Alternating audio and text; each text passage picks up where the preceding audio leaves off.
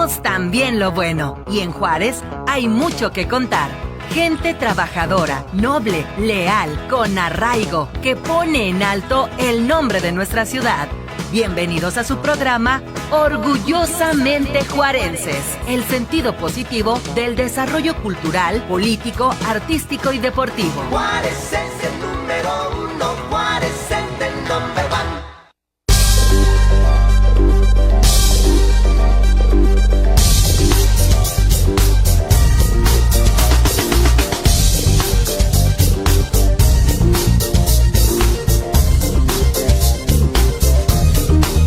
Hola, hola, muy buenos días a todos, muchísimas gracias por acompañarnos este 3 de mayo que ya llegó y está muy fresco y está todo dar el clima, y muchas gracias por acompañarnos aquí en el programa Orgullosamente Juarenses, donde pues bueno, hablamos de la historia, la ligamos con la historia de Ciudad Juárez, y aquí entre mis amigos y socios pues chaqueteamos y cotorreamos muy suave, ¿no?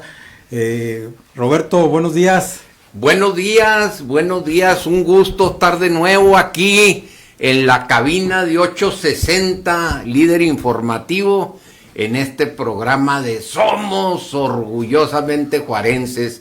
Oiga, usted que nos escucha en su carro, en su casa, maestra, no nos abandone, échenos una llamada, participe con nosotros, nos la vamos a pasar muy suave, traemos temas interesantes que yo creo que le van a ser agradable en la mañana. Buenos días.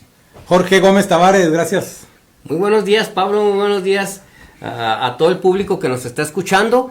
Pues estamos aquí nuevamente, ¿verdad? En un programa más de Orgullosamente Juarenses, pues para, como siempre, cada 2 domingos que estamos aquí, pues relatando las diferentes historias, hechos históricos relevantes en nuestro país, y amanecemos con un clima bastante agradable, muy bonito el día para que toda la gente por ahí que esté ya escuchándonos nos acompañe. Los que están en su casa, pues adelante, ¿verdad? Sigan comiendo su menudito, acompáñenos. Los que andan fuera manejando, si ¿verdad? les sobra algo, mándenos un poquito. Aquí todo aceptamos. Aquí todo aceptamos. Que por cierto hace tiempo que no nos mandan nada, porque sí nos trajeron en algunas ocasiones. Sí, pues ahí les encargamos. Oye, y si el menudito es de pali, híjole, sí, es para toda la familia, vaya, sí. Tráigase con uno. Con uno para todos, hombre, sí. Se lo sirven pues en tambos. Pues aquí los vamos a estar recibiendo, esperamos recibir sus llamadas como siempre. Y aquí estamos, ¿verdad? Un programa más. Gracias. Nos acompaña también Numa Escobar. Numa, bienvenido. Gracias, Pablo. Buenos días, Pablo, Roberto, Jorge. A todos los radioescuchas, gracias por escuchar este programa. Y empezaremos con el tema, como quedamos. Sí, oiga, Numa se encontró un libro que, híjole, de mañana, a ver la portada, ¿cuál es? Es un libro, se llama Diccionario, Historia, Geografía y Biografía Chihuahuenses. Fue escrito por Francisco R. Almada, que fue es abuelo del perro Almada, de los del Labrador. De la imprenta Labrador, es abuelo de él, fue gobernador del estado allá en los 20s, 30s. Sí. Y está muy interesante y como habla de sucesos del estado y todo, trae varias historias relacionadas con Juárez, con Chihuahua. Lo trae como diccionario, ¿verdad? Porque va tocando temas, es un diccionario, busca Benito Juárez, luego Juárez, Monumento Juárez, o sea, viene como diccionario. Y pero de Chihuahua, biografía chihuahuense. De Chihuahua, nada muy más. Padre ese para tener acceso. Está muy interesante este libro. Oiga, mire, el día de hoy, pues ya ve que llega mayo y la verdad, pues está el 1 de mayo, el 5 de mayo, el 10 de mayo, tenemos mucho. Todo de mayo. Todo de mayo tenemos de qué hablar. El día de hoy vamos a hablar de la batalla del 5 de mayo, y hablar del 5 de mayo sin hablar de Benito Juárez, pues es quedarse a la mitad de la historia. Entonces, porque esa batalla pues no surge de la nada. Antes de que México enfrentara a Francia, pues ya Juárez había tomado unas decisiones que llevaron a esa batalla, ¿no? Entonces, vamos a hablar del 5 de mayo de la batalla, vamos a tocar un poquito la biografía de Benito Juárez sobre ese periodo. Porque la verdad, hablar de Benito Juárez, hay muchos Benito Juárez, ¿no? O sea, hablar de su infancia, de su crecimiento, nos llevaría varios programas. Gobernador de Oaxaca, ministro de la Suprema Corte, presidente de la República, ¿no? Sí, entonces son varios programas. Entonces a Juárez hay que analizarlo por etapas, ¿no? Y entonces aquí hablando del 5 de mayo, pues también, ¿qué pasó y qué estuvo haciendo por ahí, no? Entonces, no sé con qué quieran comenzar, leemos un poquito la biografía de él o cómo nos metemos al pues, tema. Yo te diría que sería interesante para meter a nuestros radioescuchas en el contexto, pues cuáles fueron las circunstancias previas precisamente que originan el conflicto entre México y Francia y que termina pues con este tema de la invasión. Realmente lo que ocasiona el problema es una crisis financiera en México, ¿no? En 1861, México, qué raro, ¿verdad? Nunca pasó esto, pero estaba devastado por décadas de guerras internas. Entonces el presidente Benito Juárez tuvo la necesidad de declarar una moratoria de 2 años en el pago de la deuda externa. O sea, no les dijo no te pago. No les dijo no te dame pago, chance, te ¿no? dijo, oye, sí te debo, sí sé que te debo, pero no hay lana, güey, no tengo lana, Una dame suspensión. chance 2 años. Entonces, las potencias acreedoras, ¿quiénes eran? Pues era Francia, España y Reino Unido o Inglaterra, ¿no? Entonces, estas 3 potencias, pues, enviaron fuerzas navales para presionar a México, para que les pagara, ¿no? O sea, yo me O imagino sea, los barcos allí. Los 3 mandaron. Los Sí, 3. los 3 con Oye, o me pagas o aquí estoy en Veracruz, güey. Convención de Londres se llamó esa unión. Sí, entonces Para cobrarle a México. Para cobrarle a México. Entonces, Benito Juárez, pues intenta negociar con ellos, llegar a algún acuerdo, ¿no? Y entonces hay unos tratados de la soledad que se llaman, que finalmente España y Reino Unido aceptan negociar y se retiran. Pero Francia no. Francia, que recordemos que estaba gobernada por Napoleón III, pues realmente tenía otros planes, no era tanto lo que le debías, ¿no? Porque ahí si analizamos la deuda de Francia, también tiene sus asegúnes, ¿no? Entonces, Napoleón, ¿qué era lo que quería? Establecer un imperio aliado en México, expandir la presencia francesa en América Latina y contrarrestar el poder de los Estados Unidos, que en ese entonces recordemos que Estados Unidos estaba en la guerra civil, ¿no? Traía sus bronquitas. Traía sus bronquitas, estaba Lincoln con todo el pedo de la guerra, ¿no? Y volvemos a lo mismo, conservadores y liberales contra la esclavitud y todo ese tema de Estados Unidos. Y recordemos que Napoleón III y Francia, pues era una potencia en Europa era un imperio muy canijo, ¿no? Muy fuerte. Tenía presencia en África, tenía presencia en todos los continentes y quería pues venir y tener una influencia muy fuerte en América Latina. Ese más o menos rápido, un resumen rápido, sería el contexto de lo que originó este problema de la intervención francesa en México. Ok, vamos, Jorge. Mira, bien lo decía ahorita Mr. Numa. Mr. Numa, exactamente, Mr. Numa Escobar. Mister. No decía Mr. No, que- Lord Numa. Lord Numa. Lord, No, el día de soy hoy, gabacho, Lord. no inglés. Que ahora viene pero bien preparado, ya lo vi. Bien lo decía Numa, anterior a todo esto que platica acertadamente el ingeniero Barraza, ¿verdad? Hay una convención en Londres, bien lo decía él, donde se reúnen todos los países implicados, porque la deuda era millonaria, una deuda de 80 millones de pesos, pero fíjense lo curioso, eran 69 los que se le debían a Inglaterra, 9 a España y solamente 2 a Francia. O sea, Por eso les entonces, dije, tiene sus asegúnes lo de Francia. entonces, la deuda con Francia era mucho menor.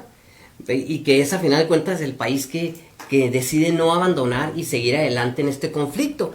En esta convención que decía Lord Numa, ¿verdad? Se reúnen en Francia, en Londres, la reina Isabel II de España, se reúne el emperador de Francia, que era Napoleón III, que en aquel tiempo era un emperador muy ambicioso y que traía un gran dominio allá en Europa y estaba extendiendo mucho territorialmente a Francia. Era el Trump de aquella época. Así es.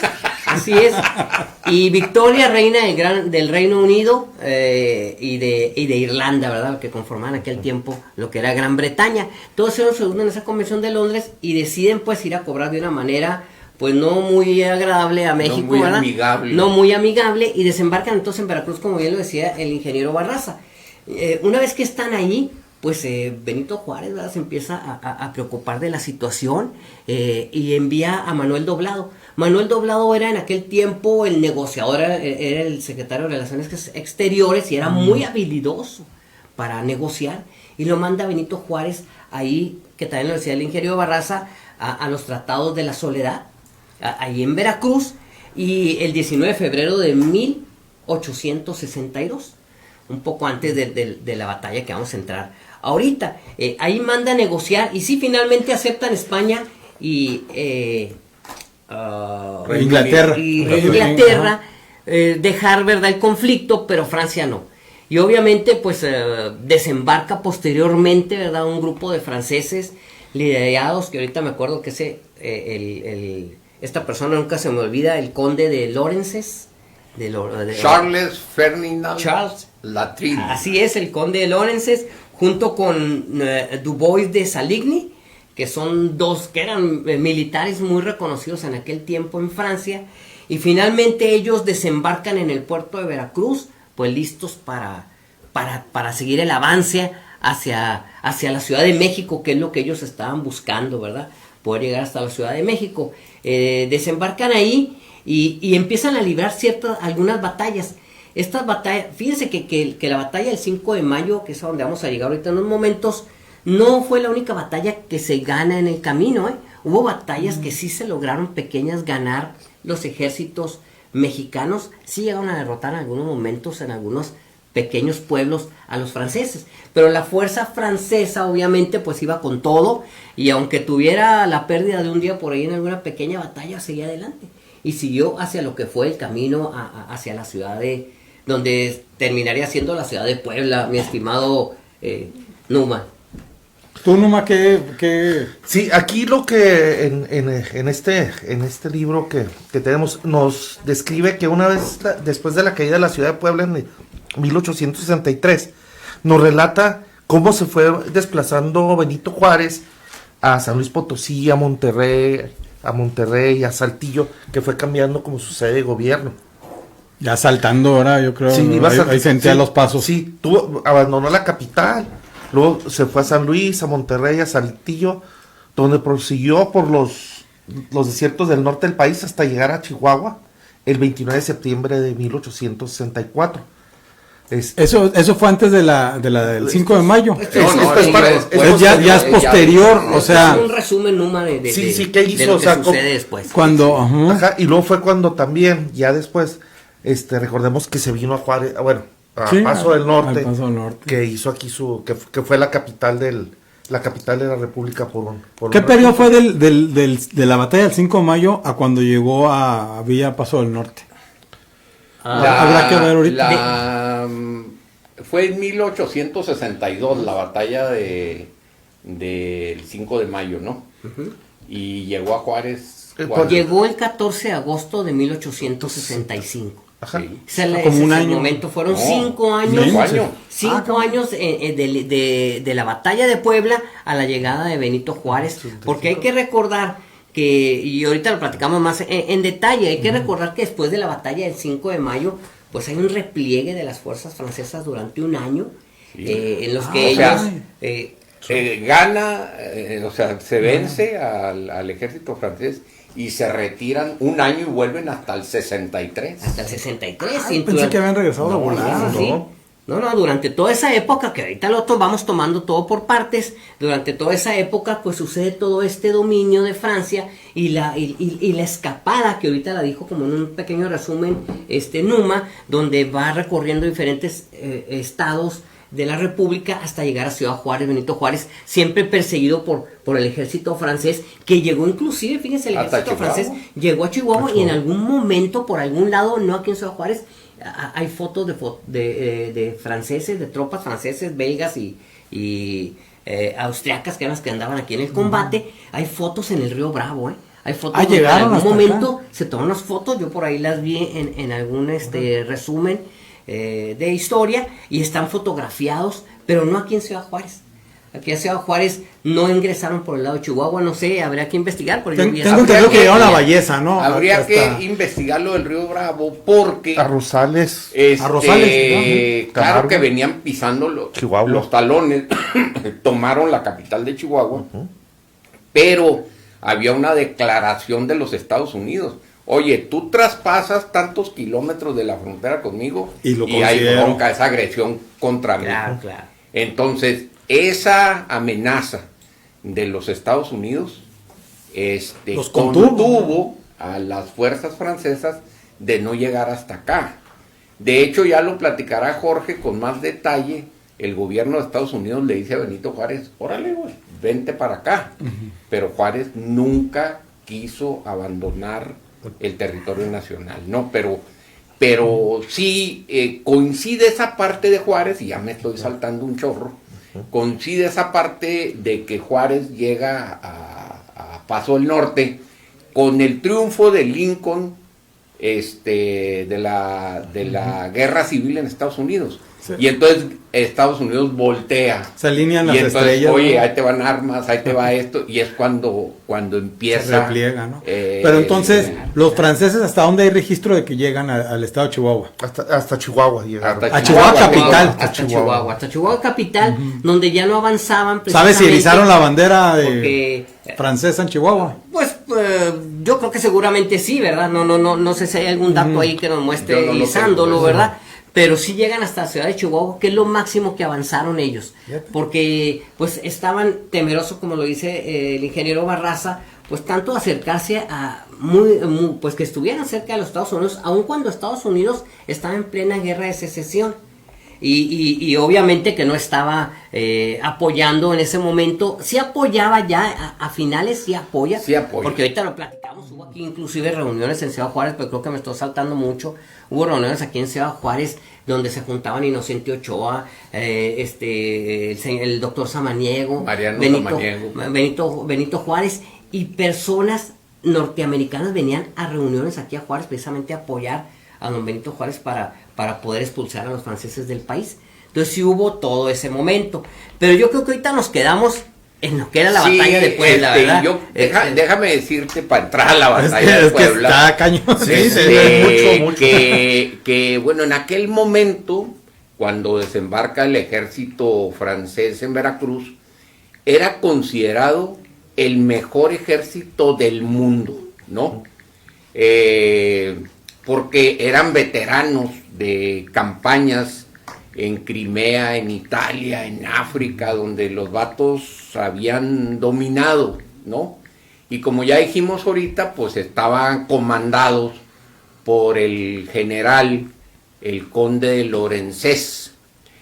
El ejército mexicano, por otro lado, recién reorganizado, porque ya dijimos que el país estaba en una tremenda crisis económica y un desorden de todo tipo, entonces tenía recursos muy limitados. El ejército mexicano básicamente estaba compuesto por tropas regulares, Guardia Nacional y unidades de gente regionales. Y bueno, Benito Juárez le encarga a un joven general de 33 años, al general Ignacio Zaragoza, que tiene un dato curioso, nacido en Texas, Ignacio Zaragoza, nacido en Texas, claro, Texas cuando era era México, ¿no? ¿Cuál es el escenario? Pues el escenario es la ciudad de Puebla, que estaba protegido básicamente por dos fuertes, el fuerte de Loreto y el fuerte de Guadalupe. Esos fuertes ubicados en las partes altas, en unos cerros que dominaban toda la llanura. Yo creo que una de las circunstancias que influyó mucho para el triunfo del ejército mexicano acá fue que el conde que comandaba las fuerzas francesas pues estaba bien confiado. Le dijo a Napoleón: oye, este es un día de campo, pues unos 2 o 3 días ya todo en la Ciudad de México, estos vatos los vamos a barrer ahorita y no vamos a tener mucha resistencia. Esa fue una. Y 2, no conocer la geografía. O sea, sí. Ignacio Zaragoza conocía, estudió la geografía, vio dónde había que pertrecharse, los cerros, esto, lo otro, y el vato hizo una estrategia,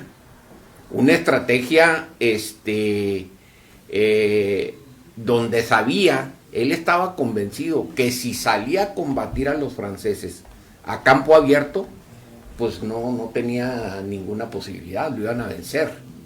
Entonces, por eso estudió la geografía o la orografía, y eso fue lo que le dio una gran ventaja.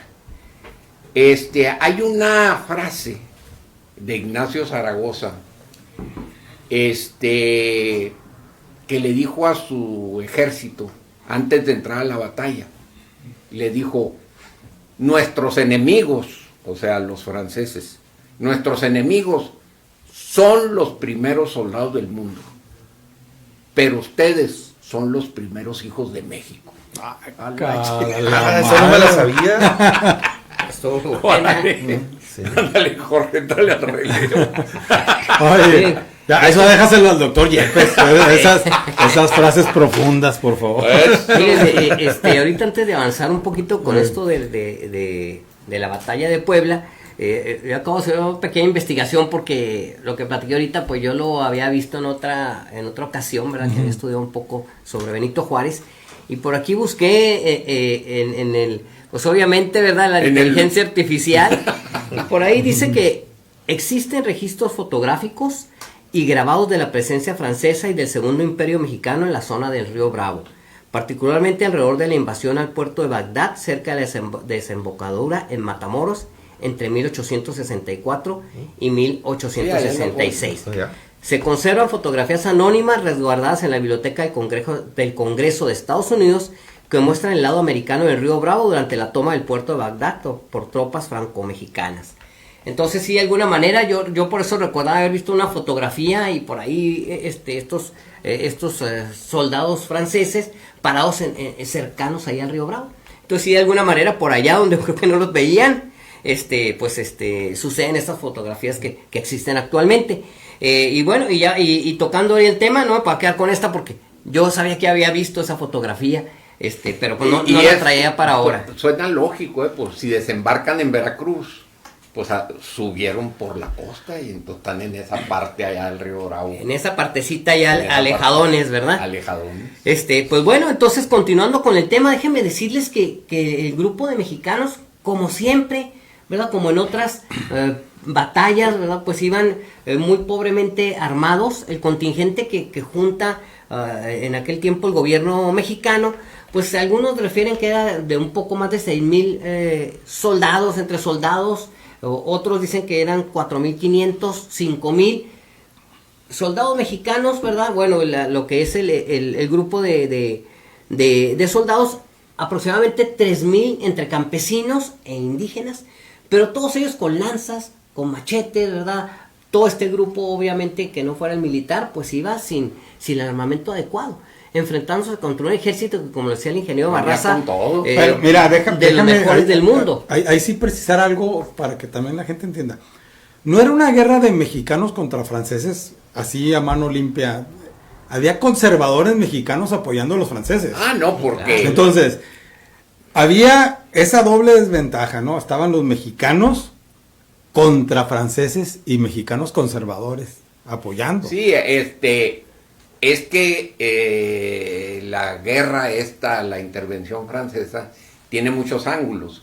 Otro ángulo que ya lo hemos tratado aquí, es de estos conservadores que se juntan y viajan a Europa, ¿verdad? Donde van a Austria primero. Sí. No van con Napoleón, van a Austria. Y entonces andan buscando que venga un monarca a hacerse cargo del gobierno de México y les dicen que los mexicanos están deseosos de tener un rey y la fregada. Y bueno, pues Napoleón, que era muy ambicioso, que tenía la visión esta de América, de la influencia, pues interviene y vámonos. Es cierto lo que dices, había todos esos intereses. Sí, miren, yo ¿Cómo siguiendo... apareció Maximiliano? Así es, pero de ahí... lo que dice el ingeniero Barraza, ¿verdad? Porque aquí se me ocurren, pienso en dos cosas. Una, esto sucede allá por 1855, porque resulta que, o un poco antes, es después de la salida de Antonio López de Santa Anna, quien llegó al poder por 11ª ocasión en aquella época, y había mucho resentimiento del pueblo mexicano en aquel tiempo, y con el paso del tiempo no voy a platicar detalle porque vamos a extenderlo mucho, pero sucede el plan de Ayutla, donde finalmente en 1854 Antonio López de Santa Anna es expulsado del país. Él abandona el país. Aquí ya interviene Benito Juárez, Benito Juárez y Juan N. Álvarez, si no me equivoco, Juan N. Ignacio Álvarez, Comonfort, que son liberales reconocidos en el momento. En ese tiempo es cuando la burguesía mexicana, los nobles mexicanos van a Europa a ofrecer nuestro país a alguna corona extranjera. Y sucede exactamente así como lo está diciendo el ingeniero Barraza. Es en ese periodo. Pero entonces sucede todo esto del movimiento liberal, en el que finalmente se llega, después del plan de Ayutla y el plan de Tacubaya, donde también interviene Benito Juárez, el plan de Tacubaya ya por 1857, que busca derogar la Constitución de 1857. Esto tiene mucho que ver con lo que tú estás diciendo, Pablo, porque es entonces el enfrentamiento entre liberales y conservadores. ¿Y qué sucede? Que los conservadores, ¿verdad?, están muy molestos con los liberales, porque después del plan de Tacubaya, que no funciona y no se logra quitar la Constitución, porque entran en guerra contra los liberales, que van liderados por ya en este momento también por Benito Juárez, y que buscan sobre todo separar la iglesia del Estado. Esa era la broma. Y eso es la razón. Me viene todo esto a la mente, porque tú ahorita platicas, entran los conservadores, sí, porque los conservadores, antes de lo que estamos platicando, tienen una guerra, que es la guerra de Reforma, contra Benito Juárez, conservadores contra liberales, en donde la guerra de Reforma, en esa guerra que hay, de 1858 a 1861, pues una de las cosas más importantes que busca en la ley de reforma de Benito Juárez es separar la iglesia del Estado. Y esto lastimaba mucho a los conservadores, que se unieron con el clero. Sí, claro. Entonces sí, bueno, ahorita... Sí, y eso era interesante para que también se dimensione esta batalla del 5 de mayo, cuando hablas de mexicanos contra franceses. Había mexicanos del otro lado, y probablemente a lo mejor no llegan los franceses si no saben que también tienen aquí a esos conservadores apoyando, que los conservadores y la iglesia completamente del lado de Francia. Entonces, imagínate desde el púlpito. Déjame decirte que se crean gobiernos alternos.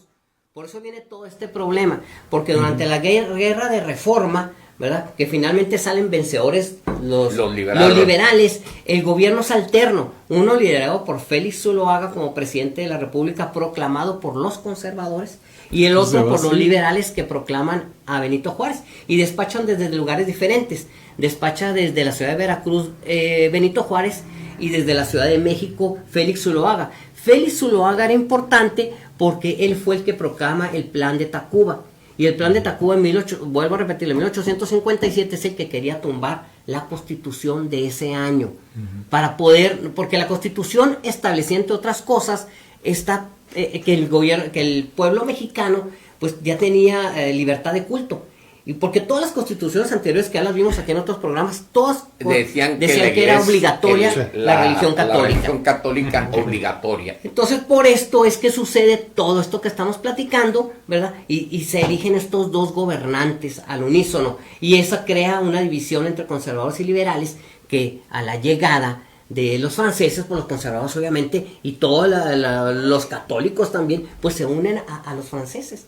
Y pelear contra los mexicanos, ¿verdad? Contra su propio pueblo. Ahí viene, bueno, platiqué todo este contexto para lo que tú decías, ¿por qué los conservadores estaban inmiscuidos? Pues porque seguían la misma línea centralista de Antonio López de Santa Anna, que venía desde que se instauró desde la primera constitución. Después de 1821 no había un cambio hasta la constitución de 1857. Entonces todos estos conservadores pues era la burguesía, la clase noble, que se sentía en ese momento despojada de todo lo que había tenido durante todo el tiempo después de los españoles, y que los perjudicaba mucho los pensamientos de Benito Juárez y de los liberales. Hay otro cuate, volviendo al ataque, pues ya propiamente, como ya dijimos, el general Ignacio Zaragoza, pues era el ejército de Oriente. Entonces el presidente Benito Juárez le encargó hacerle frente, pero déjenme decirles que había otro mexicano, no nomás el general Zaragoza, había otro mexicano que después fue pieza clave en la historia de México, que era el responsable de la caballería mexicana, el que comandaba la caballería mexicana, y ese vato se llamaba Porfirio Díaz. Correcto. Entonces, Porfirio Díaz realizó maniobras decisivas para contener los flancos. Él en la estrategia, claro, la estrategia era de Zaragoza, era el jefe, era el que mandaba, pero él tenía la misión de contener los flancos. Como bien decía Jorge ahorita, las tropas mexicanas pues estaban conformadas por indígenas Zacapuaxtlas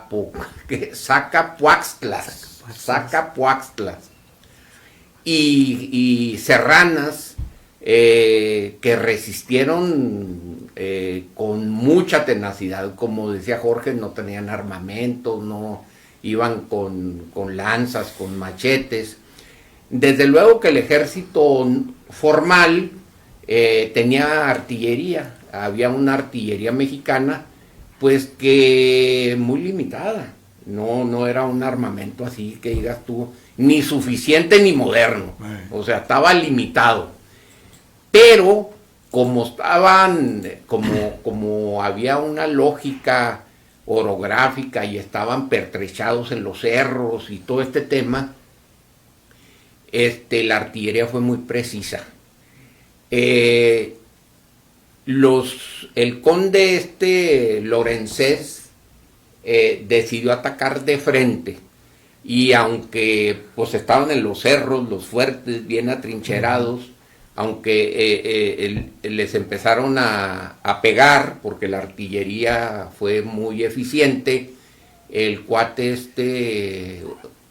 fueron como 3 ataques y todos de frente. Entonces, bueno, pues el resultado fue una victoria mexicana contundente. Los datos que yo encontré fue que los franceses sufrieron alrededor de 500 bajas, aquí dice, y México cerca de 100. Zaragoza pues informó al presidente en un parte que se volvió histórico: las armas nacionales se han cubierto de gloria. Eso. Así hasta llegó. Sí. Miren, fíjense que ahorita que está platicando el ingeniero Barraza este pedacito que es bien importante, déjenme decirles que que el fuerte el Loreto, ¿verdad? El fuerte se encontraba en una capilla que acondicionan como un fuerte en la parte de arriba del cerro. Desde ahí se defendían con toda la manera como le explica el ingeniero Barraza. Pero a mí lo que me llamó mucho la atención, y me ha llamado siempre, es la intervención en su momento de don Porfirio Díaz. Porque Porfirio Díaz, ¿verdad?, ya había tenido intervenciones en batallas desde la guerra de Reforma. Él ya había participado, había ganado importantes batallas al lado de Benito Juárez, y en esta ocasión se vuelve a cubrir de gloria porque él en su momento no es mandado por el general Zaragoza a que defienda, a que ataque a los franceses, sino que él es, en esos momentos, después lo declararía en algunas memorias Porfirio Díaz, la manera de Zaragoza era de pelear era muy defensiva. Entonces él quería defender el lugar, que tenía las habilidades y todo. Entonces él le manda a Porfirio Díaz que se una y se quede con ellos allá a defender. Y no obedece esta orden Porfirio Díaz. Porfirio Díaz se va hacia el pueblo de Amozoc, que está como 18 kilómetros separado de Puebla, porque él sabe que viene un contingente de franceses y otro de conservadores. Y vienen a atacar. Entonces él, dándose cuenta que iban a quedarse pues ellos atacados por diferentes flancos, pues decide ir hacia ellos desobedeciendo las órdenes de Ignacio Zaragoza. Era más entrón ese Porfirio, ¿no? que después también lo haría en la batalla de Puebla, en la batalla de en Querétaro, en Puebla también. La gran diferencia pues es que Ignacio Zaragoza era un militar de carrera, ¿verdad? Sí, claro. Y el otro pues se hizo en los puros cocolazos. Sí, ¿Qué El estaba otro sí esperando? sabía. Vamos. El otro Entonces, se hizo en la guerra, güey. que él se va y pelea, y esto él logra derrotar y perseguir inclusive a todos los franceses y conservadores que venían en camino por Amozoc, y esto permite que al unísono también derrote Zaragoza a las fuerzas francesas que se encontraban ahí. Si no hubiese sucedido esto, es muy probable que hubiesen podido haber sucedido otras situaciones, ¿verdad? Si se repliega es Porfirio Díaz, no sabemos qué hubiese pasado. Por ahí algunos historiadores piensan que el curso de la historia hubiera sido otro, y a lo mejor hubiese caído ese 5 de mayo en la ciudad de Puebla, pero no sucede debido que es algo muy, es un héroe, por decirlo, en su momento no tan reconocido en esta batalla, porque gracias a ese movimiento de él se logra también ganar la batalla. Entonces, Ahora, yo tengo un dato, Jorge, que estoy de acuerdo en todo lo que dices, que cuando se repliegan franceses y conservadores, la intención de Porfirio Díaz es perseguirlos y terminarlos. Y ahí hay una orden de Zaragoza terminante. ¡Ey, regrésate! Y ahí sí Porfirio Díaz dice, bueno, pues ni hablar, ¿verdad? Me regreso. Ahí sí se regresó. Ahí sí se regresó, pero también hay especulaciones. ¿Qué hubiera pasado si Porfirio Díaz desobedece otra vez y los persigue y los acaba? Pues hubiera sido otra historia, a lo mejor. No sé. Sí, bueno, hace muy buena, qué buena observación suya, porque ahí nos da una idea, ¿verdad?, realmente de que esa perseverancia, en algún momento de Porfirio Díaz, pues logra contenerlos, pero pues qué hubiera sido si él hubiera terminado, ¿verdad?, su ataque. Hay una similitud, ya me voy a salir de este rollo, porque hay otra batalla en Puebla, la del 2 de abril, que también el vato ahí ya tiene el control, y es donde finalmente le damos en la torre a los invasores. Esa batalla del 2 de abril que dice el ingeniero Barraza es la batalla donde en 1867 es derrotado Maximiliano de Habsburgo y todos los poquitos contingentes que quedaron apoyándolo a él, el 2 de abril, en donde también Porfirio Díaz se cubre de gloria y también desobedece las órdenes de Benito Juárez. No sé, ¿me paso ese, lo digo rápidamente o lo regresamos? Bueno, ya lo voy a decir. 5 años después de esto, el 2 de abril de 1867, ya al final de todo este conflicto, arrinconan en Querétaro las fuerzas federales lideradas por Benito Juárez, por Benito Juárez bajo sus órdenes, y ahí es donde tienen, pues prácticamente en el Cerro de las Campanas tienen detenido ahí a Maximiliano de Habsburgo con algunos conservadores, Miguel Miramón y Hay Tomás otros, Mejía, que eran los Tomás líderes, Mejías. en aquel momento de los conservadores, y ahí le dan la orden también, en este momento, de que se una a las fuerzas en Querétaro, junto con los que estaban atacando Querétaro en ese momento. Se la da Benito Juárez, y por ahí yo leí en algún momento, aunque he tratado de confirmarlo y hay diferentes versiones, desobedece Porfirio Díaz esa orden y él se va y ataca Puebla, porque la misma situación, había un grupo de contrarios a los mexicanos, con los franceses o lo que quedaba de los ejércitos franceses, están en Puebla y están listos para venir y reforzar el ataque contra Querétaro, donde ya estábamos venciendo nosotros a Maximiliano. Entonces ahí le ordenan, Porfirio, vente a ayudar, y dice, no, allá en Puebla está un grupo, y va y ataca a Puebla y los derrota. Por eso se hace todo por eso viene siendo uno de los presidentes más reconocidos y que hemos platicado mucho de él, porque esta segunda batalla lo cubre totalmente de gloria, ¿verdad? Desobedece nuevamente la orden, y yo por ahí leí, les vuelvo a repetir, no lo he podido confirmar porque he buscado la confirmación y no la he hallado, pero yo leo en algún fragmento de algún libro que inclusive esto causó una molestia de Benito Juárez, a pesar de que ganó. Mucha. Y allí empezó el rompimiento por los celos de Benito Juárez. Sí, Bueno, señores, vamos a irnos a un corte comercial. Está muy emocionante esto.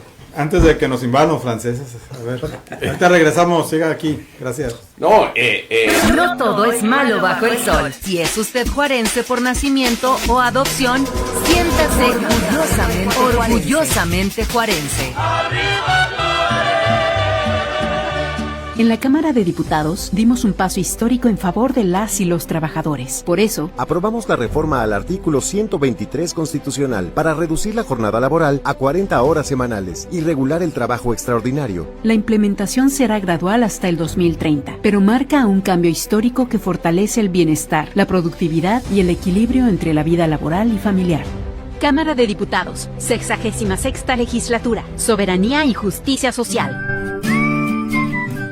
Todas y todos sabemos cómo es la escuela que queremos, con salones dignos, espacios para aprender, convivir y crecer. Con La Escuela es Nuestra, este año más de 72,000 escuelas de educación básica y media superior serán intervenidas. Madres, padres, maestras y maestros deciden cómo invertir los recursos, porque construir la escuela que queremos empieza con la participación de todas y todos. Gobierno de México. Funcionario que no quiera trabajar.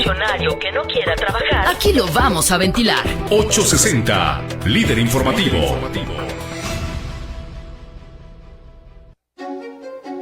Este es un caso del privilegio de dar a C a través de 860, líder informativo.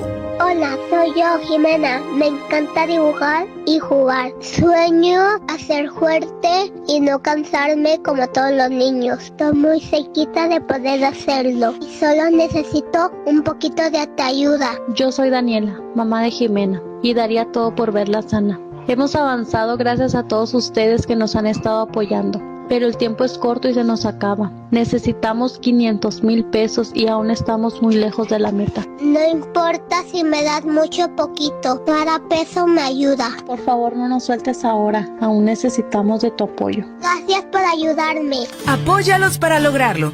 Comunícate al privilegio de dar AC en horario de oficina 656-211-8102 y desde El Paso al 915-538-6341. Los teléfonos son 656-211-8102 y desde El Paso 915-538-6341. Este es un programa del privilegio de dar AC. Si tienes entre 9 y 12 años, tu voz puede llegar al Tribunal Electoral Infantil 2026. La niñez de México y Latinoamérica tiene la palabra. Graba un video de hasta 3 minutos y participa. Se abre la sesión. Valores. Nuestros derechos. Redes sociales. Nuestra voz importa. Consulta las bases en www.te.gov.mx. Tribunal Electoral del Poder Judicial de la Federación. En lo público o en lo privado, denuncie. No se voltee para otro lado. 860, líder informativo. El sentido de pertenencia es un sentimiento de identidad que el individuo genera con su comunidad. Orgullosamente juarenses está de regreso.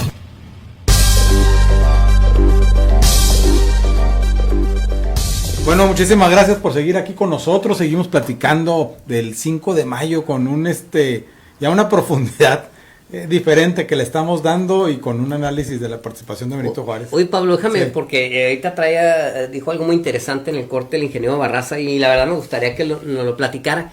Yo estaba ahorita platicando que en este momento momentos antes de ser fusilado Maximiliano de Habsburgo allá en 1867, en ese ataque, pues desobedece las órdenes de Benito Juárez, Porfirio Díaz, y bueno, lo que yo platicaba hace unos momentos, esto causó un distanciamiento entre ellos, al grado que yo con esto voy a terminar este pedacito, porque el ingeniero Barraza trae un punto bien interesante sobre eso, donde yo por ahí leo, ¿verdad?, que llega el momento en que entra Benito Juárez a la Ciudad de México y lo quiere saludar Porfirio Díaz, y Benito Juárez no quiere ni el saludo ni el abrazo, porque él tiene una molestia, un resentimiento.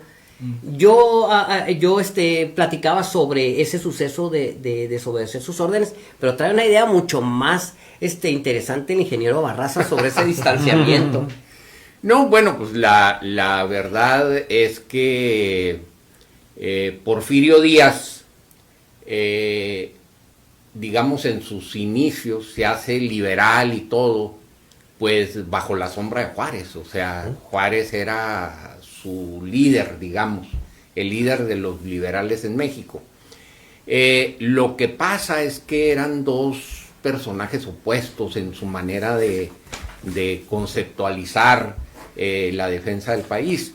Desde luego no podemos, y ahorita me gustaría profundizar un poco más, no podemos concebir el Estado mexicano, la República Mexicana, sin la tenacidad, la perseverancia, la ideología, el convencimiento de Benito Juárez.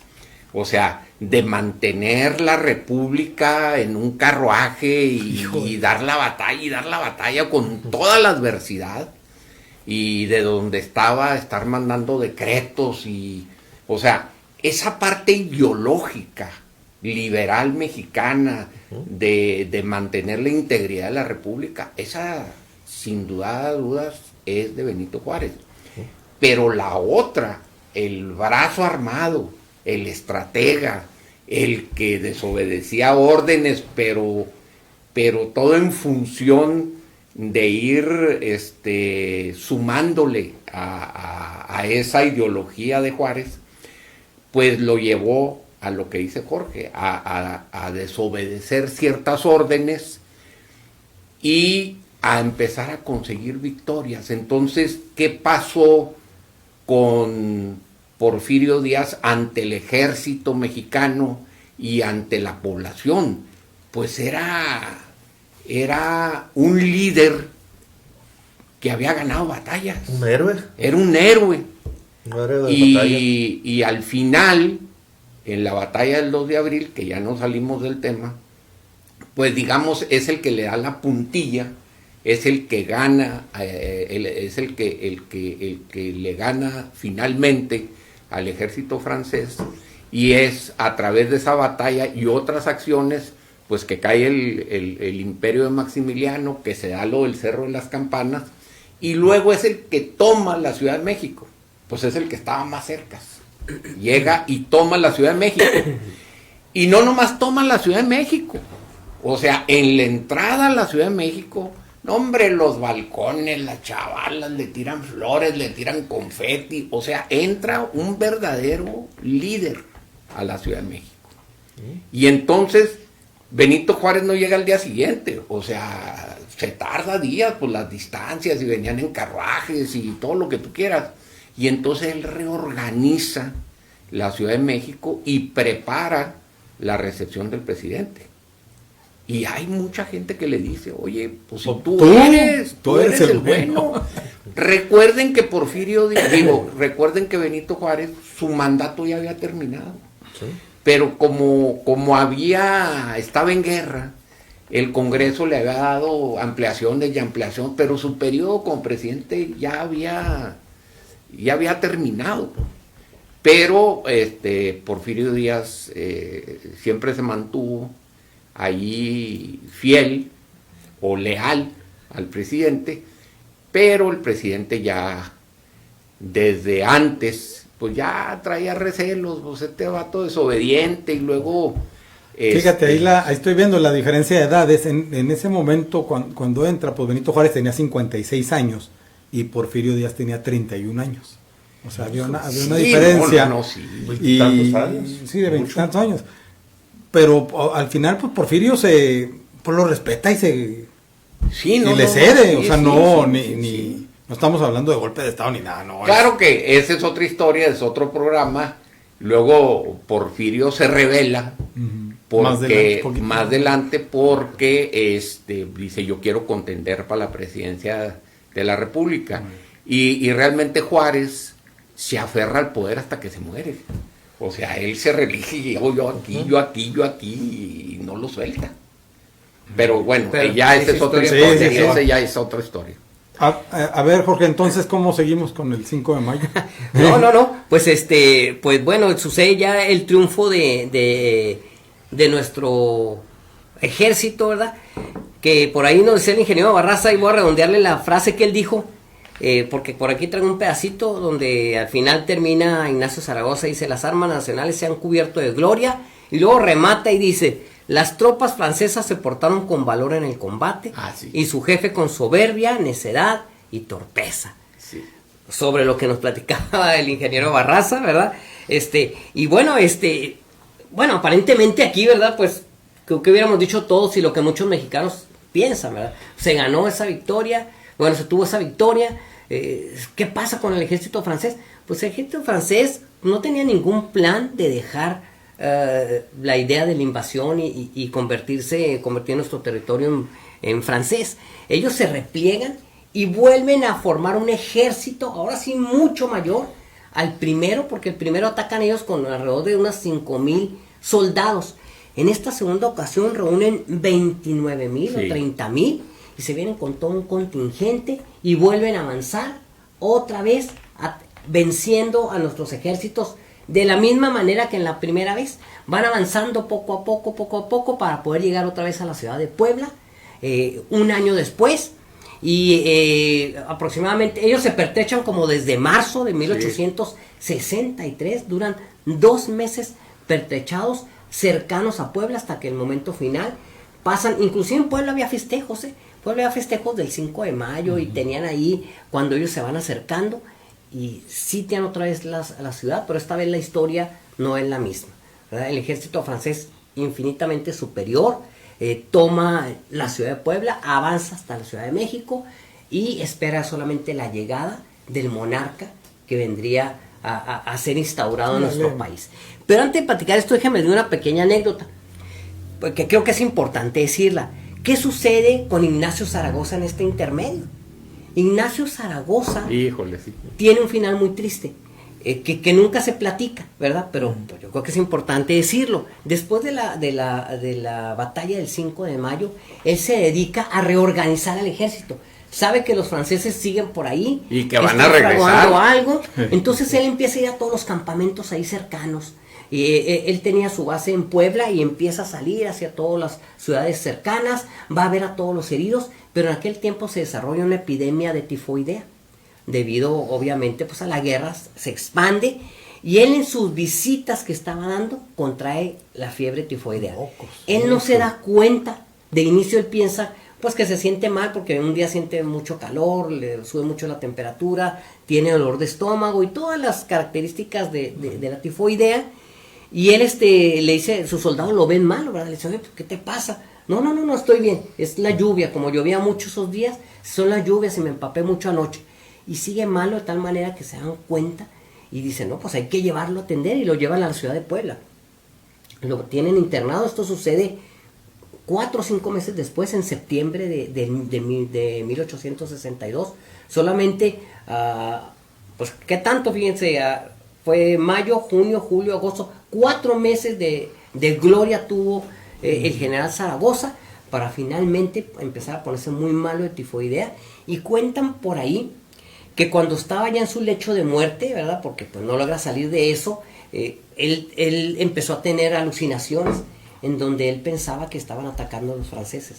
Dicen que una de ellas se levantó y dijo: tráigame mi caballo, tráigame mis botas, porque están atacando a los franceses. Y lo tenían que acostar, ¿verdad? Porque tenía momentos tenía algunos de delirio, otros de lucidez. En estos delirios siempre pensaba que los franceses estaban ahí. Dicen que inclusive al final, cuando ya él iba a fallecer, porque tuvo algún día lúcido y dijeron: bueno, caray, se va a componer. Pero finalmente pues se dan cuenta que ya estaba muy grave, y el doctor que lo atiende dice: pues ¿saben qué? Pues ya no hay nada que hacer. Desafortunadamente pues no había en ese momento los antibióticos de ahora, que en una semana la gente se cura de la tifoidea. Y resulta que cuando está ahí en su lecho de muerte está toda su familia y se mete en todo su estado mayor.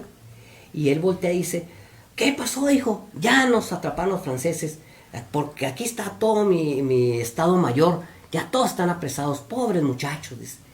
Y él pensaba que ya había sido apresado por los franceses, han perdido prácticamente la guerra. Y así es como es el final triste de Ignacio Zaragoza, que nunca se cuenta y que no dura ni medio año. Murió a los 33 años. Sí, muy joven. A los 33 años. Y les voy a pasar un dato curioso. Ignacio Zaragoza nació en Texas. Sí, en Texas. Así es. Cuando todavía era de México. Sí. Texas. Nace en Bahía del Espíritu Santo. Hoy Texas, en ese momento Texas ahora era territorio mexicano. Sí, Texas con J. Texas con J. Sí, fíjate, la batalla de Puebla, no fue solo un episodio militar. Aquí puse unas tonterías. Fue un acto de reafirmación política. En 1862, México defendió su soberanía frente al ejército más poderoso del mundo, no porque tuviera más recursos, porque de hecho estábamos quebrados, pues no teníamos lana, sino porque tuvo claridad sobre algo especial. Un Estado es soberano cuando es capaz de decidir por sí mismo, incluso en condiciones adversas. Esa convicción permitió que un país joven, endeudado y fracturado resistiera a una potencia imperial. Hoy la soberanía ya no se disputa únicamente en los campos de batalla, se juega en otras fuentes, en la información, en la tecnología, en la capacidad fiscal, en la confianza ciudadana, en defender nuestras leyes y nuestra constitución. Es ahí donde la elección del 5 de mayo adquiere una vigencia sorprendente.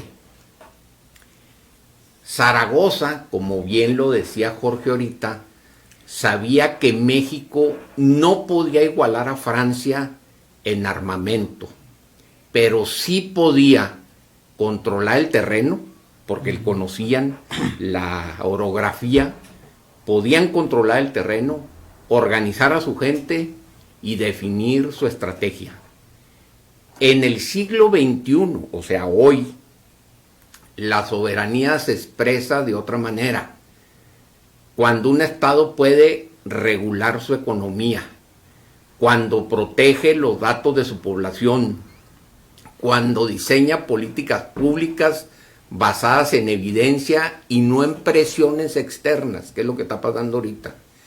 Cuando recauda y administra sus recursos económicos y cuando defiende su constitución y sus leyes.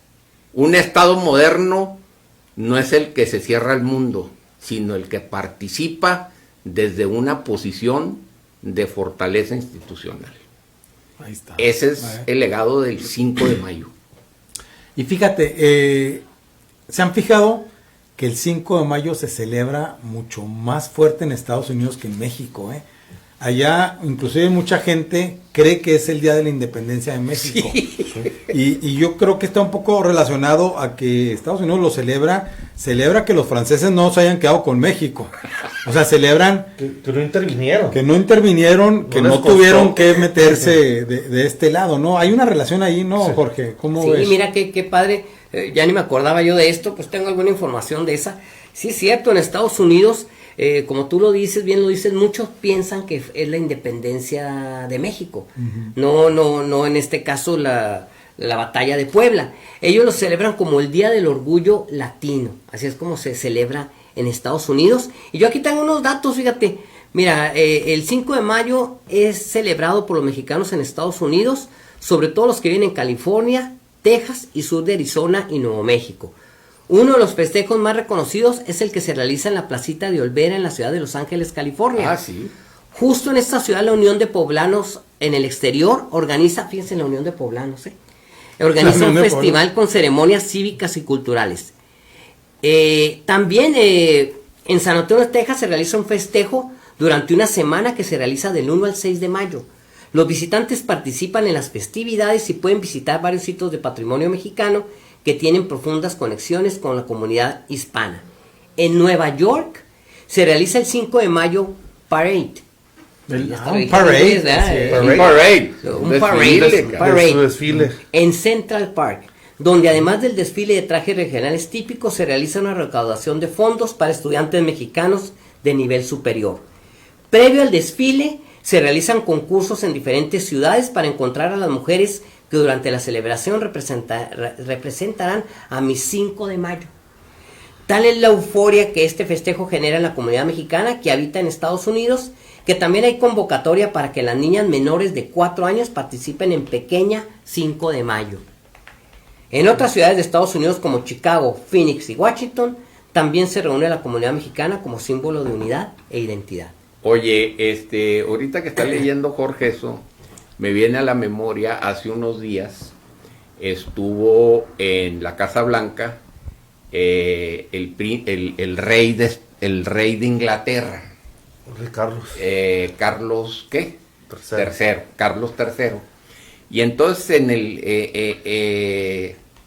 en el discurso que los analistas dicen que, ay, cabrón, el del Congreso. En el Congreso, el vato dice una frase muy cañón.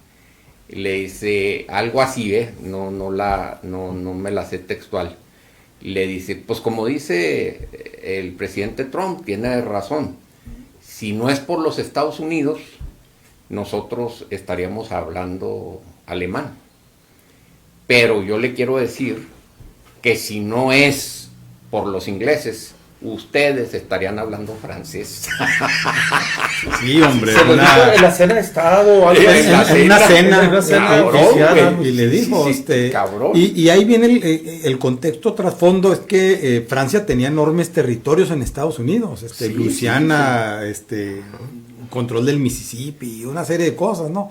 Entonces ahí se la reviró. Entonces, yo creo que también de ahí viene ese reforzamiento del 5 de mayo en Estados Unidos, que es para afuera los franceses se deshicieron de los por franceses, la doctrina Monroe, ¿no? Se deshicieron de los franceses, sí. y prácticamente a lo mejor no tuvieron que pelear esa guerra, la peleó es México. Que en la guerra, si nos acordamos de la guerra, realmente en el territorio eran franceses contra ingleses, acuérdate, sí. Hasta los uniformes y todo, sí.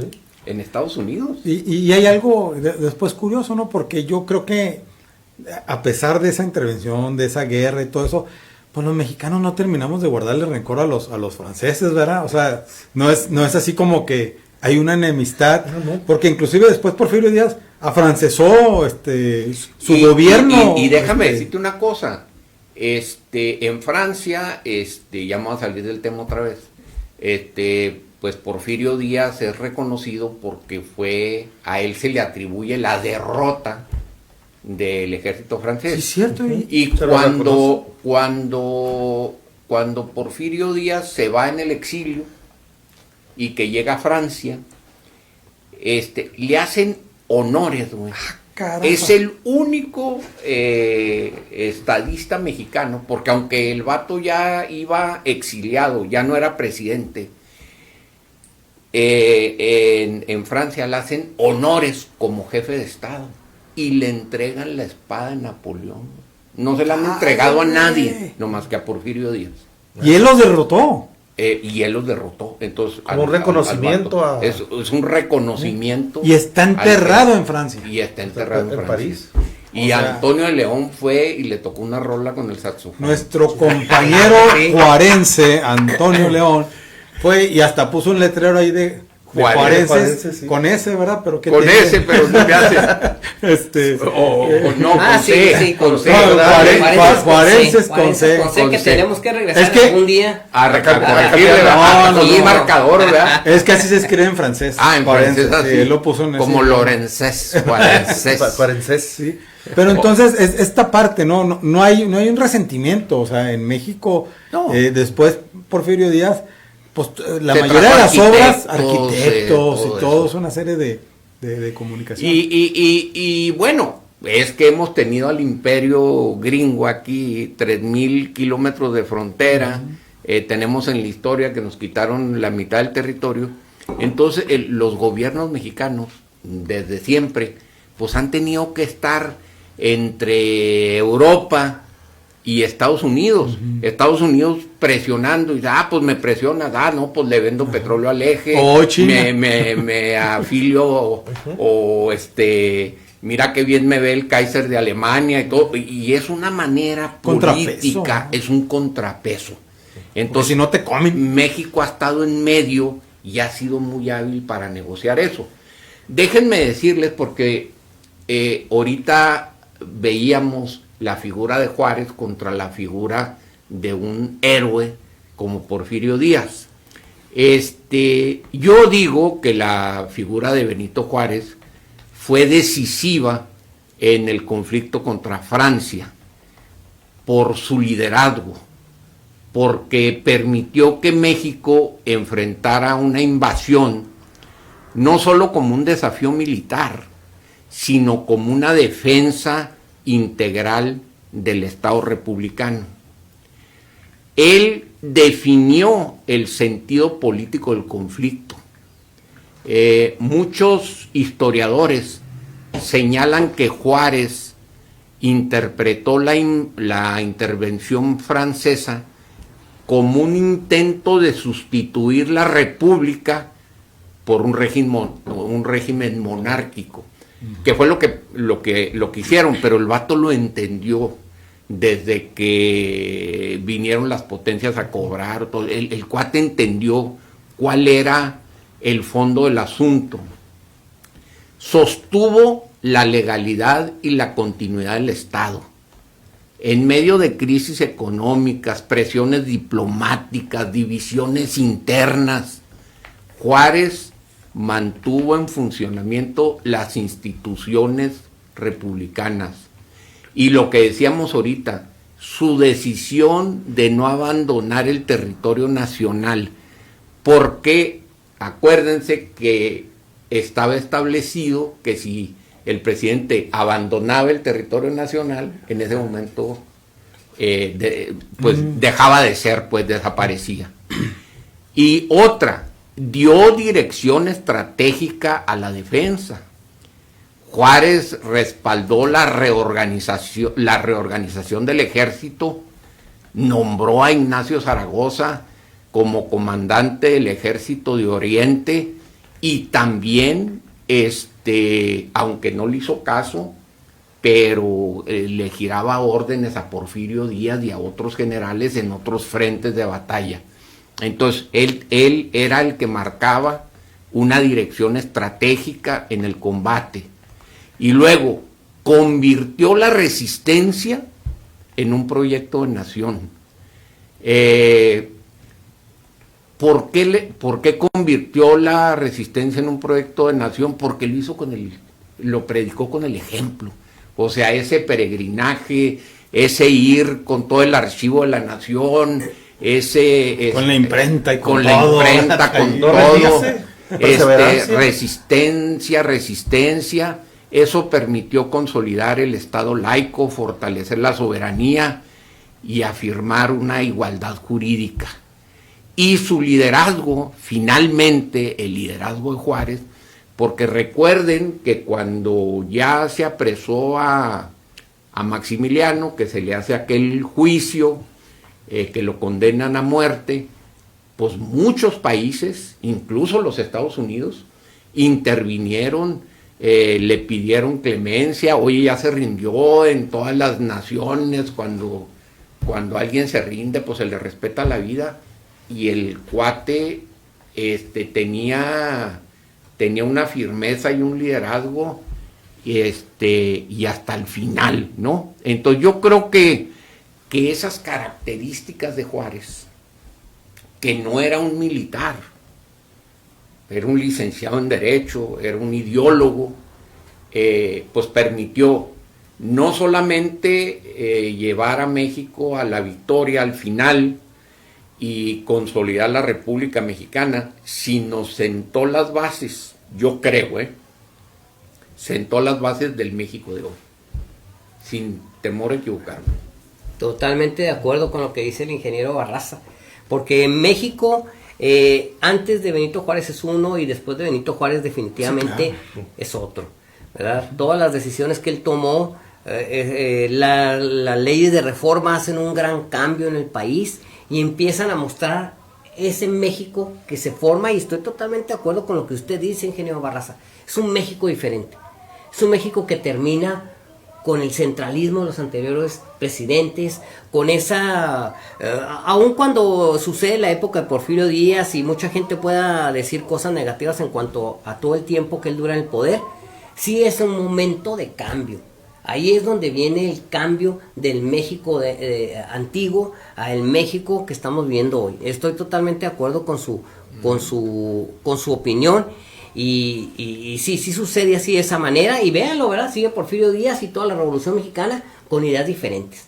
Fíjate, ya no es aquel México de antes, con las ideas conservadoras, con las ideas de monarquía, con las ideas de un México oprimido por la gente poderosa, sino un México ahora liberado por todos aquellos líderes que comienzan desde Benito Juárez, desde Juan N. Álvarez, Ignacio Comonfort, Melchor Ocampo, y que le dan un giro a la vida política, económica, social de nuestro país. Le llegó el doctor Oscar Yepes, que ahorita... Yo creí que era judicial.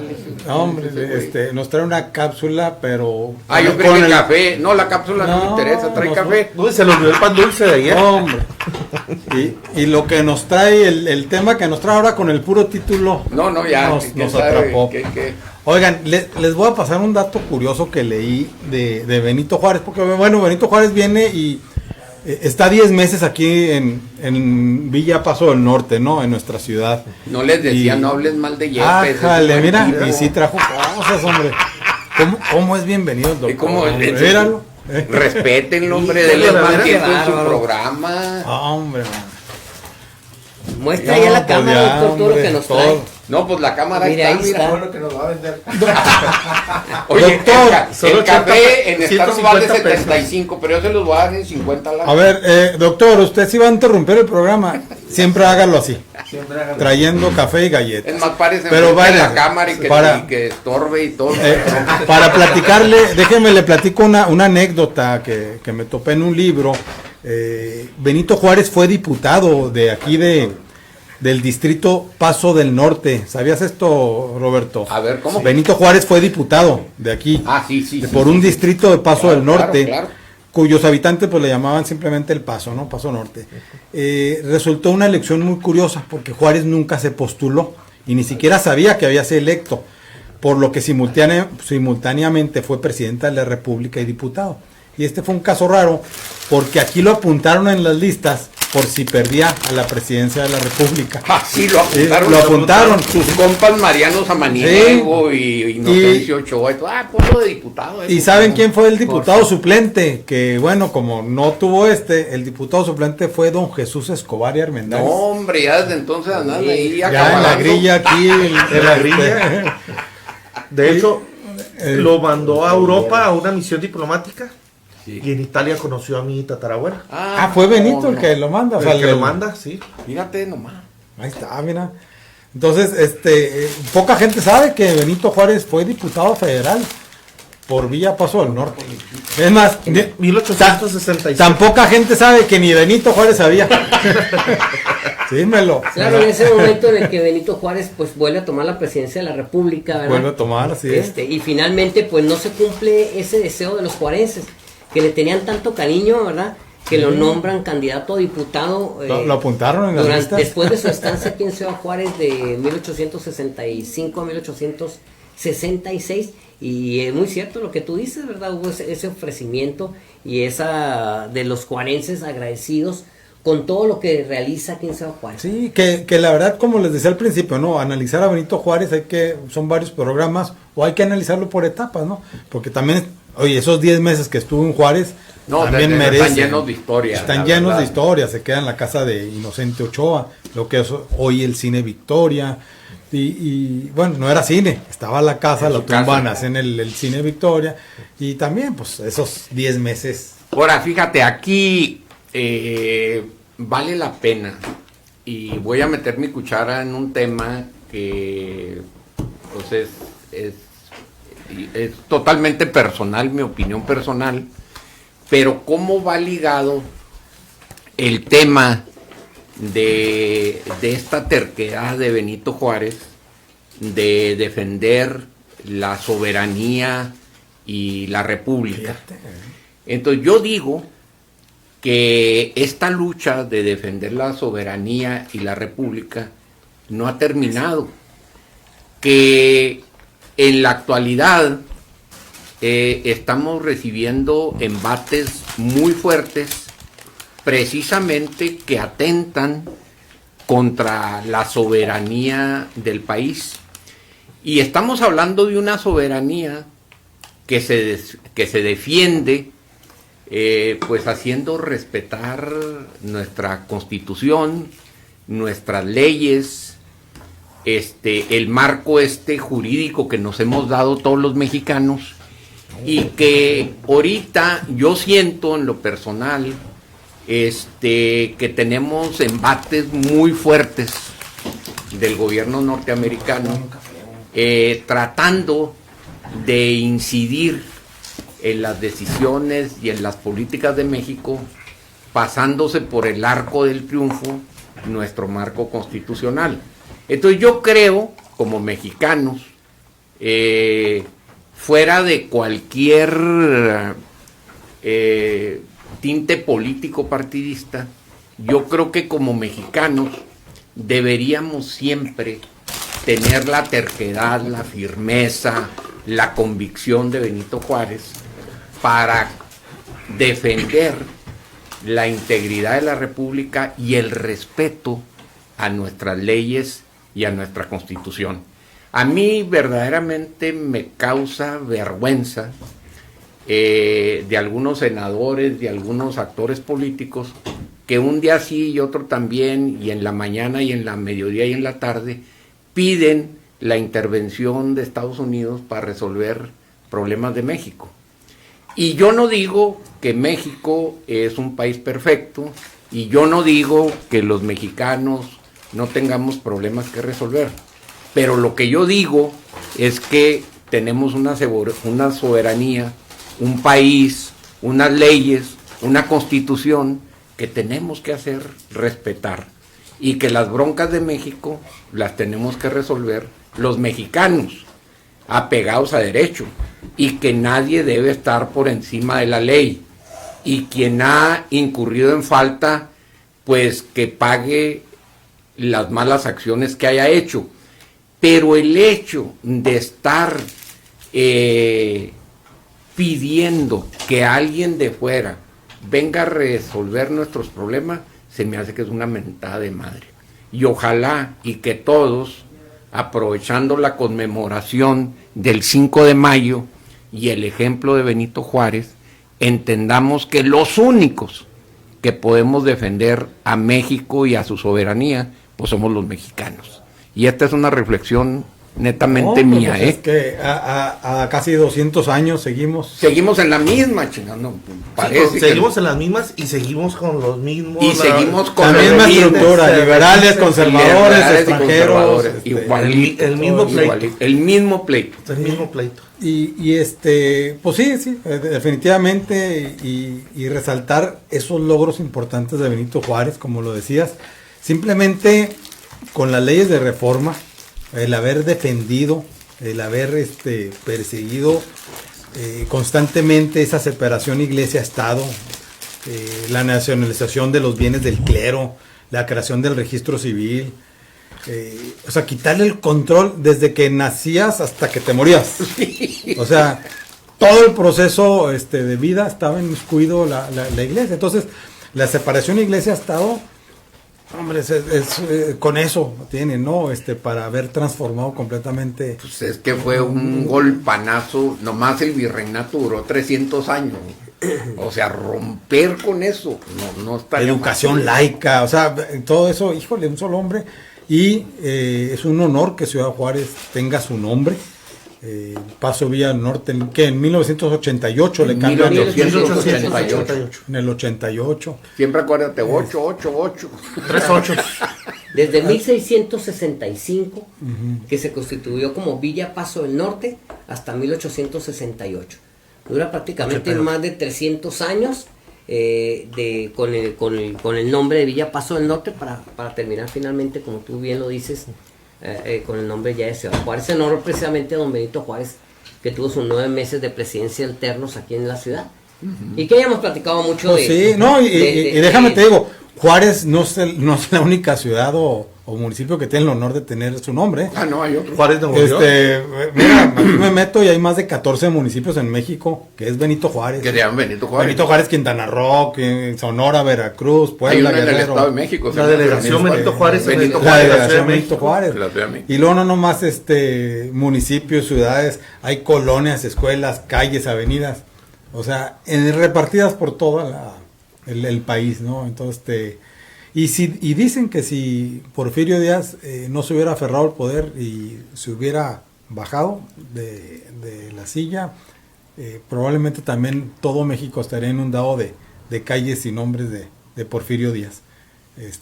Tuvo sus claroscuros, pero parece que estiró un poquito más la liga. Hay un dato curioso.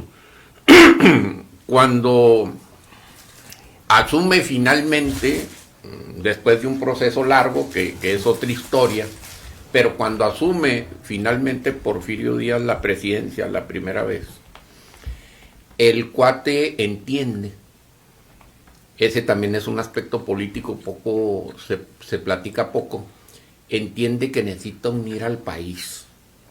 Entonces ya no era contra los conservadores, porque pues los acababan de derrotar, pero sí había juaristas y porfiristas, y entonces eran dos bloques muy fuertes. Benito Juárez pues fallece, pero fallece en funciones, y muchos gobernadores y presidentes municipales y caciques y todo, pues eran juaristas. Entonces Porfirio Díaz entiende que si no une, que si no hace política, que si no integra a todos los grupos, pues difícilmente puede gobernar.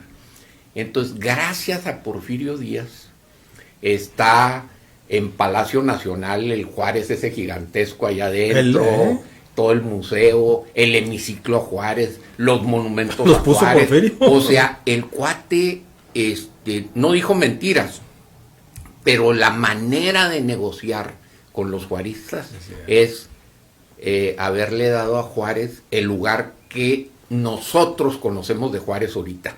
Si no lo hubiera hecho Porfirio Díaz, lo pudo haber borrado la historia. Lo pudo haber borrado porque la historia la escriben los triunfadores. Entonces él dijo, son muy importantes, además son mis compas. Pues eran liberales, pero juaristas, no porfiristas. Entonces, ¿cómo los unimos? Y los unió a través de la figura de Benito Juárez. Porque fíjate, él no borró a Juárez de la historia, pero los que le siguieron a Porfirio Díaz lo borraron de la historia. A él lo borraron. A él lo borraron de la historia. Me estoy metiendo a ver, y la única ciudad en México se llama Villa Díaz Ordaz en Oaxaca. Y debe ser una... ¿Díaz Ordaz? Villa Díaz Villa Díaz Ordaz es otro. Ah, caramba. No, fíjate, ese es otro. Del 68. Gustavo Díaz Ordaz. Exacto. Entonces, no hay excepción. No hay ni una. En El Paso hay una calle que es Porfirio Díaz. En el centro. En el centro. Está la salida. Sí. Aquí se me hace que sí hay una Juárez, ¿no? Hay Porfirio Díaz, hay una chiquita. Pero borraron todo. Lo borraron todo, inclusive exiliado. Su cuerpo está en París. O sea, ni siquiera... y hay un grupo que quiere repatriarlo y darle... No se deja. No, ha habido muchos intentos de traer el porque cuerpo es parte a de la México historia y no reconocer esa parte. Y no se puede.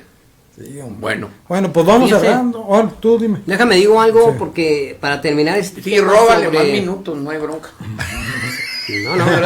No, el doctor ya últimamente tiene gran parte del programa para él, desde que nos trae tantas cosas. Desde que no. Le sugiero que desde que trae para café darle otros 15 minutos que le ponga chispas de chocolate a las galletas. Estamos hablando ya para terminar, sí, para cerrar. Es importante de esta relación entre Benito Juárez y Porfirio Díaz. Y hace ratito mencionaba el ingeniero Barraza el momento en el que se subleva Porfirio Díaz contra Benito Juárez. Hay comercial. ¿Tenemos comercial? Okay. No, en 5 minutos. Entonces fíjense que sucede que allá por 1871 se preparan para las elecciones, ya después de que Benito Juárez toma el poder de nueva ocasión, que hace fueron los franceses de aquí. En 1871 se preparan elecciones para 1872 para ver quién es el presidente de la República.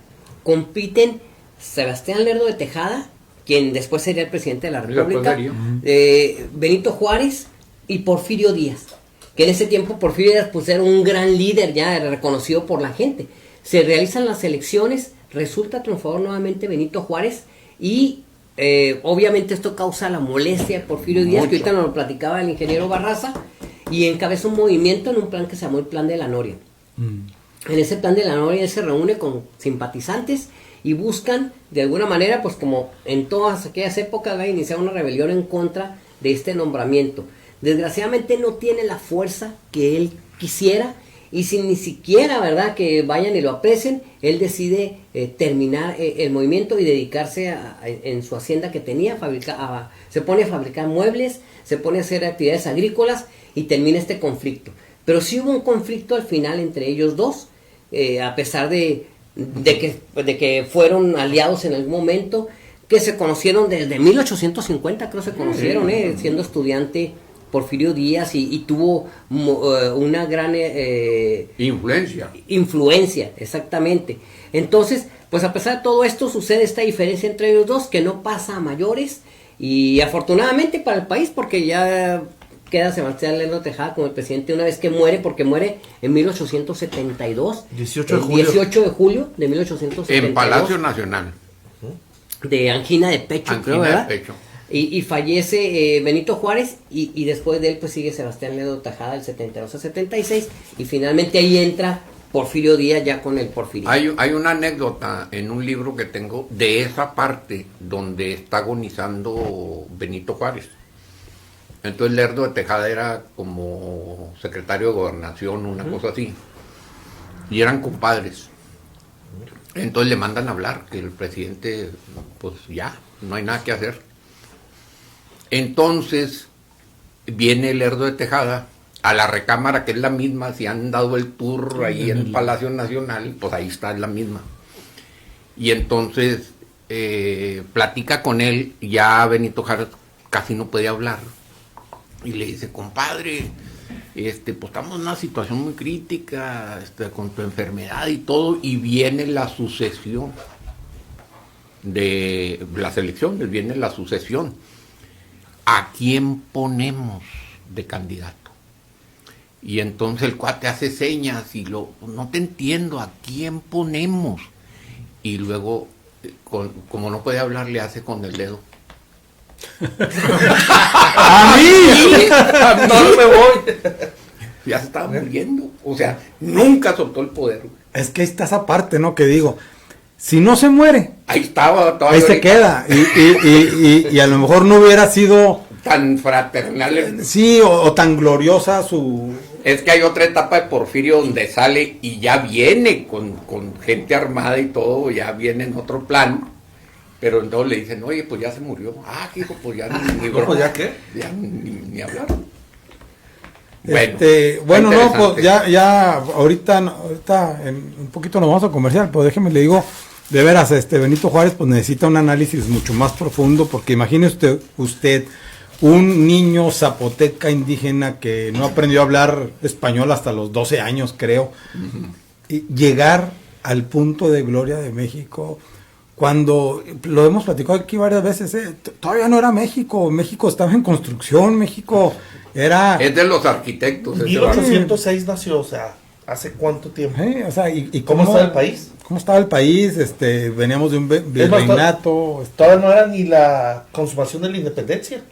Fíjate, En 1821 fue. Y lograr estructurar eso habla de la grandeza de un hombre y del honor que tenemos aquí en Ciudad Juárez, de portar y de tener su nombre, ¿no? Entonces, pues nos hace eso muy orgullosos, y aparte nuestra asociación Juarenses AC, pues ahí nos describe. Y más orgullosos. Más orgullosamente juarenses. Entonces, bueno, a partir de ahí, con esto me quiero despedir. Vamos a pasar un comercial para entrar de lleno con el doctor Oscar Yepes, que nos trae ahí unas fumarolas muy atractivas. Pero bueno, vamos a comercial. Eso ya es otra historia. No todo es malo.